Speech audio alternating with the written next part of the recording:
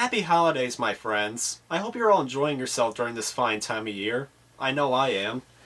I'm all set with a bunch of games over here, and soda sponsored by Santa himself. And you know what? That's all I really need for the days leading up to the big day, where greatness awaits. But anyway, I feel that I have to do a review of a game based on a Christmas movie. And what better game to focus on than a game based off Die Hard? More specifically, Die Hard Vendetta. Ah, Die Hard. A lot of us seem to forget that one of the best action movies of the 80s is actually a Christmas movie. Granted, it has little bearing on the plot, but the fact that it's set around Christmas seems to be good enough for everyone. The movie got critical acclaim upon release, and spawned 4 sequels and a ton of merchandise, including video games. When it comes to Die Hard games, 3 games in particular tend to come to mind. There was Die Hard on NES, but everyone who watches the Angry Video Game Nerd knows it's a piece of crap. Then there was Die Hard Trilogy on PlayStation, which was a fun collection of arcade-style games based off the 3 Die Hard movies that were out at the time. And finally, there was Die Hard Arcade on the Saturn, a fun arcade beat-em-up by Sega, which actually was just the American release of a beat-em-up named Dynamite Decca, which got a sequel named Dynamite Cop on the Dreamcast. However, there are a couple of more Die Hard games that aren't brought up as much. There was a sequel to Die Hard Trilogy, though from what I've heard it was a disappointing follow-up. Then there was Die Hard Nakatomi Plaza, a PC first-person shooter that I've also not heard very kind things about. Then finally, there was Die Hard Vendetta on the GameCube, which was also a first-person shooter and the subject of today's review. And if you're wondering how this game did, the game's lukewarm reception from critics and the fact that the PS2 and Xbox versions of the game were never released in North America should provide enough of a clue. I may not have high expectations, but is this really a game that only the most naughty of people should experience? Let's find out.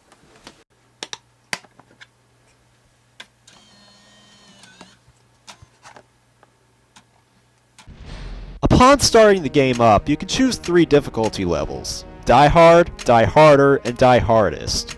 Yeah, imagine if Die Hard with a Vengeance was called Die Hardest. Anyway, I'm gonna pick Die Hard just because I'm a wimp. You can then choose to play a training level or just skip to the first main level, but I'm gonna play the training level just to be safe. Here you learn basic things such as how the controls work and how the shooting and movement work. I can say one thing though, the control sticks feel very sloppy to use. The best way I can describe this is that the movement feels very sensitive with the analog stick, and half the time it feels like the C-stick doesn't even respond to slight movements. What kind of first-person shooter forces you to tilt the stick at least halfway before you can get any response out of it? This makes it incredibly hard to try and aim at your enemies manually. Thankfully, the main game uses an auto-aim feature by default, which some might see as making the game too easy, but given how crappy the manual aim is, I'm not complaining. I should also take the time to talk about the jumping controls, because they suck too. It's hard to control how far you jump thanks to the sensitive movement controls. Jumping on some of the ledges is a pain in the ass to do, and half the time the jump button doesn't even respond when you press it. But just like with the aiming, the main game has an auto-jump feature turned on by default, and all you have to do to jump a gap is to run off the ledge. But unlike the auto-aim, the auto-jumping tends to hurt you more than help you, because anytime you're trying to get down from a ledge, or if you're walking on a platform, you have to move as slow as possible, or else the auto-jumping will send you off the ledge, and it will either take a huge chunk of your health, or sometimes even kill you. And it's not like the manual jumping's any better. You either struggle to make your jumps, or make jumps you don't want to make. You're getting fucked one way or the other. Eventually, you reach a stealth training section, and to be honest, this is where I quit the training level. You have to get through the whole section without being seen once, which wouldn't be a problem in itself if number 1, you could predict where the guards were going to appear, and number 2, if the guards didn't have perfect vision. I can't tell you how many times I got caught by the first guard, just because you have to completely turn the corner in order to see where he is, and if a single pixel of your body falls within his eyesight, you fail. Even if you're across the room and he turns around, he will see you. Take note that you have to activate the stealth mode with the B button in order to avoid having the guards hear you, and you walk pathetically slow while using it. It's not like games such as Metal Gear Solid, Splinter Cell, and Deus Ex, which always had methods of hiding and distracting the guards to help you sneak past them. No, you just need to magically predict where the guards are going to be, and just hope they don't turn to face you!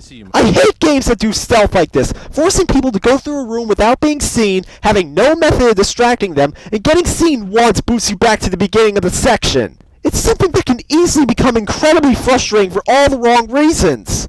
Anyway, this is just a training level, and it can be skipped. Hopefully the first level will have a lot more fun. Upon starting the first level, you'll see that the game is meant to be a sequel to Die Hard with a Vengeance, depicting John McClane going up against Piet Gruber, the son of Hans Gruber from the first movie. Although, from what I hear, the game's story is now considered non-canon, since Live Free or Die Hard ended up contradicting many of the game's plot elements, such as John's daughter Lucy being a cop in the game but a civilian in the movie. The first level has you going through an art museum to thwart a terrorist attack and save Lucy. You start outside the museum and can only talk to the cops that have surrounded the area. This is where you'll encounter one of the game's recurring problems, a lack of information of what you're supposed to do. The gate leading into the museum is locked and being cut open by a cop, but you can stand here forever, and this door won't finish opening. You go to check your objectives, but they don't help. You talk with the cop who's cutting the door open, but that doesn't work either. You want to know how you open the door? You talk with the police sergeant, and John tells him he's going in whether he likes it or not. You would think this would be enough, but no, the door still won't open. Apparently, you're supposed to talk to the sergeant again, and then he'll tell you it's okay to enter, and the door opens. I know this may be nitpicking, but what was the problem with just keeping a single dialogue chain? If that's not enough, there's a later point in the game where you save a group of hostages, and they tell you to go upstairs to the next set. Once you get up there, you find that the door is locked. As it turns out, you're supposed to talk to the hostage on the side of the room, and he will give you a key to the door.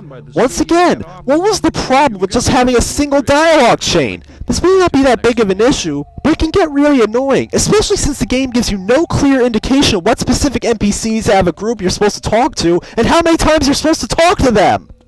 Getting back to Deus Ex again, let's look at what happens during your first meeting with Paul Denton. He tells you what your mission is, and he lets you choose what equipment you want to bring with you. That's a simple and effective conversation with an NPC. Now, imagine if it functioned the way it does in Die Hard. You talk to him, he tells you about the mission, conversation over. Because of this, you assume he has nothing more to say, so you go out in the field and end up getting your ass handed to you because you don't have any good weapons.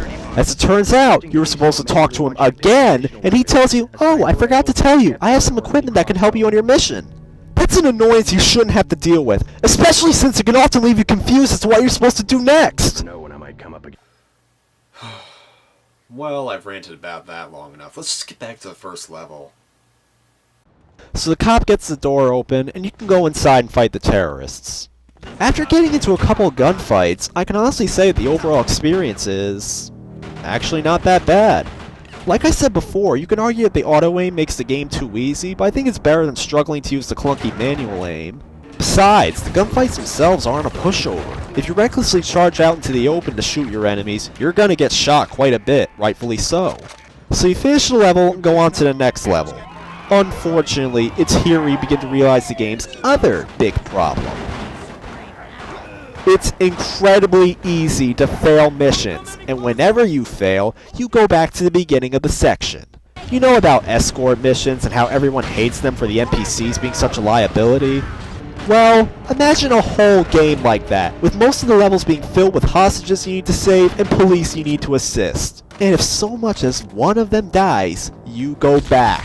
I understand this is meant to represent that you're a good cop who won't let innocent people be killed, but having to save so many of them per level is one of the most infuriating experiences you can ever go through. Especially since all it usually takes is one bullet, just one single motherfucking bullet, to kill an innocent and send you back to the beginning. Holmes in here? What's he doing? What the hell is that? Holmes in here? What's he Oh wait, opening the door triggers the chandelier to fall. Way to create a beginner's trap game. Bring his radio. Go check on Will and stay He's sharp. here. God damn it! How is I supposed to know they'd be looking at me? So what's Shit! Have free reign around the police department. Oh my fucking god! Come on, die, die, die! No! No! Oh, come on! Come on!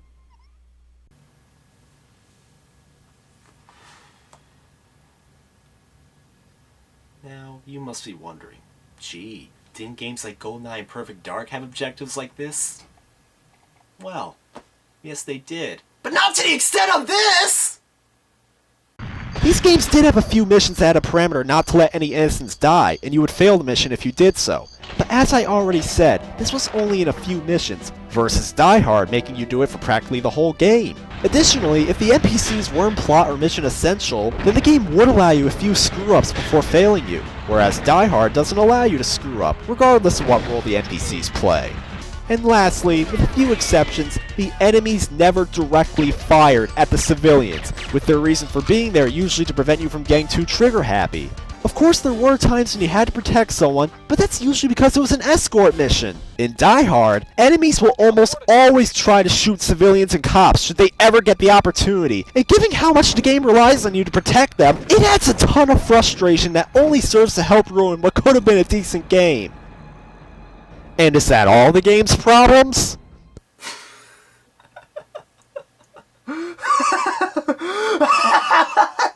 Of course not! The game's tendency to leave you stuck as to what you're supposed to do extends far beyond the NPC interactions. Nice cut. That's just flat distortion. What the fuck was that? I didn't let a hostage die!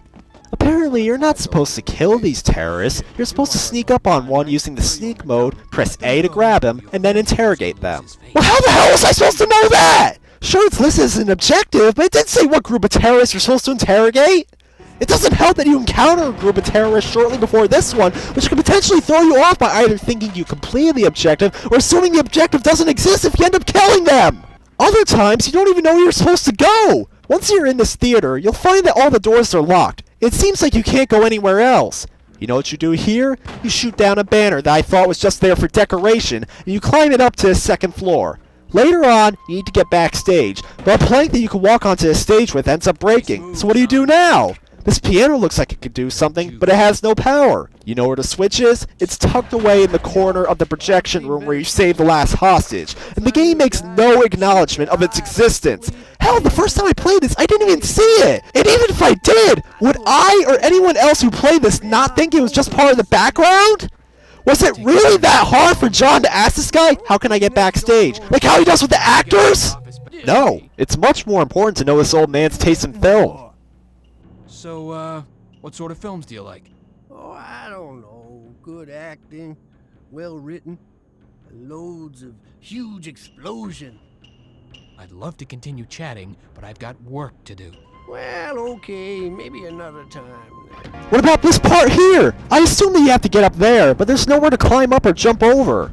I walk around for almost 15 minutes trying to figure out what you're supposed to do. Does it have something to do with this crane? No power. Off to GameFAQs we go. Oh, that's simple. All I need to do is get a key to power a generator outside the construction site. Where do you get the key? Certainly not from the construction workers who ever so happily tell me, we don't see any key. Instead, you have to backtrack a little bit and find it inside a toolbox laying on the floor that also looks like something that would just be there for decoration. How in God's name could anyone figure this out on their own? And that's not enough! You get back to the crane, and it doesn't even tell you how to control it! You just have to accidentally find out that you control it with both sticks! Well, okay, criticizing that's kind of pushing it, but do you see my point? Why am I playing this? No, seriously, why the fuck am I playing this? This is Christmas, for God's sake! It's the time of year that you can throw all your problems away. It's the time of year where you get to spend some time both alone and with friends and family. It's the time of year that's supposed to be fun and memorable. So why am I pissing myself off by playing this game? Well, maybe it's to protect all of you watching this. This is the type of game that can anger you to no end with its frustrating checkpoint system, and over-reliance on protecting NPCs that die in one hit, clunky movement controls, and providing little to no information as to what you're supposed to do to progress. The only thing it has going for it is the gunfights, but the auto-aim can make them quite easy in comparison to your traditional first-person shooter, and trying to use the manual aim makes the game almost unplayable. This game makes me sad. Not because it's bad, but because it had potential. If the controls were fixed a little bit and your objectives were more clear to you and less punishingly difficult, the game could have been pretty decent. It's always sad to see potential go to waste, and this game is no exception. So what game should I play instead? Well, that's easy. Die Hard Trilogy. This game could get pretty hard too, but at least it isn't cheap, and at least it's fun to play. Your objective? Simple. Kill everyone you see. You let a hostage die? Who cares? You just won't get the points and power-ups you need to survive. The game may be almost 20 years old, and it may be a lot more simple, but there are some times where you can get the most out of the least. Well, I hope you all have a happy and safe holiday, and now that I delivered my personal Christmas gift to you, it's time I took a little vacation.